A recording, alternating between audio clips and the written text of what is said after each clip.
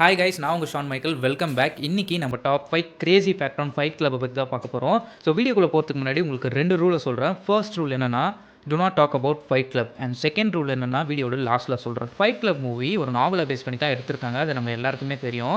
ஆனால் இந்த நாவல் எழுத காரணமாக இருந்தது அந்த ஆத்தர் வாங்கின அடி. என்ன ஆச்சுன்னா, அந்த நாவலோட ஆத்தராக இருந்த சக் பிளானனிக் ஒரு ட்ரிப்பில் இருக்கும்போது ஒரு 4 பேர் சேர்ந்து சரியாக ஒரு அடிச்சிடுறாங்க. அந்த அடிச்சிட்டாங்க அப்படின்னு சொல்லிட்டு இந்த இன்சிடெண்ட்டை அவங்க கோவொர்க்கர்ஸ் கிட்ட போய் அந்த ஆத்தர் சொல்லும் போது அவங்க யாருமே பெருசாக கண்டுக்கல. அந்த கோவத்தில் ஒரு புக் எடுத்து எழுத ஆரம்பிக்கிறாரு. இந்த மாதிரி என்னை 4 பேர் அடிச்சிட்டாங்க, இவங்களை நான் இப்படி இருந்தேன்னா இப்படி அடிச்சிருப்பான், அவன் மூக்க ஒடிச்சிருப்பான் அப்படின்னு சொல்லிட்டு கோவத்தில் எழுதும் போது அப்போ தான் ஆத்தர் ஒன்று ரியலைஸ் பண்ணுறாரு.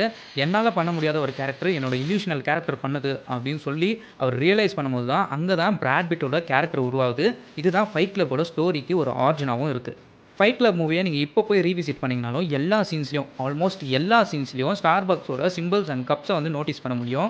இது ஏன் இப்படி பண்ணாருன்னு டேவிட் ஃபின்ச்சரை போய் கேட்கும்போது, நம்ம டெய்லி லைஃப்பில் எப்படி கேபிட்டலிசம் அண்ட் கமர்ஷியலிசம் டாமினேட் பண்ணுது அப்படின்னு சொல்லிட்டு ஒரு அவேர்னஸ் கொடுத்து அதை ட்ரோல் பண்ணுற விதமாக தான் டேவிட் ஃபின்ச்சர் ஸ்டார்பக்ஸை யூஸ் பண்ணியிருக்காரு. ஃபைட் கிளப் மூவியை பார்க்கும்போது டேவிட் ஃபின்ச்சர் பிராட் பிட்டோட கேரக்டரை அங்கங்கே கிளிச் ஆகிற மாதிரி சில சீன்ஸை வச்சிருப்பாரு.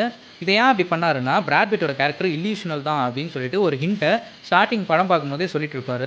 ஆனால் ஃபர்ஸ்ட் டைம் இந்த மூவியை பார்க்குற ஆடியன்ஸுக்கு அது என்ன பிராட் பிட் மாதிரி ஏதோ கிளிச் ஆகுது அப்படின்னு யோசிக்கும் போது, அதுக்கப்புறம் டெய்லர் அப்படின்ற ஒரு கேரக்டரை இன்ட்ரடியூஸ் பண்ணி அதுக்கப்புறம் இந்த கேரக்டரே ஒரு இல்லியூஷனல் தான் அப்படின்னு லாஸ்ட்டில் வச்ச ட்விஸ்ட்டு ஃபர்ஸ்ட் மூவியை எக்ஸ்பீரியன்ஸ் பண்ண ஆடியன்ஸுக்கு எப்படி இருந்திருக்கும்.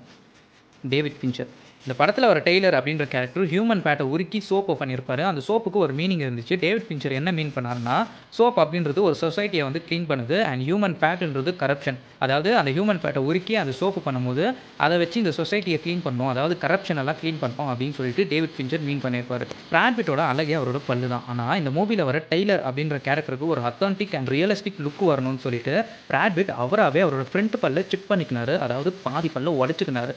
Dedication to the peak. So இதுதான் top 5 crazy fact on fight club. So second ரூலை லாஸ்ட்டில் சொல்கிறேன் அப்படின்னு சொல்லியிருந்தேன். ஸோ இப்போ சொல்கிறேன், படம் பார்த்து உங்களுக்கு புரியும். செகண்ட் ரூல் என்னென்னா, do not talk about fight club. Thank you so much for வாட்சிங். Bye guys.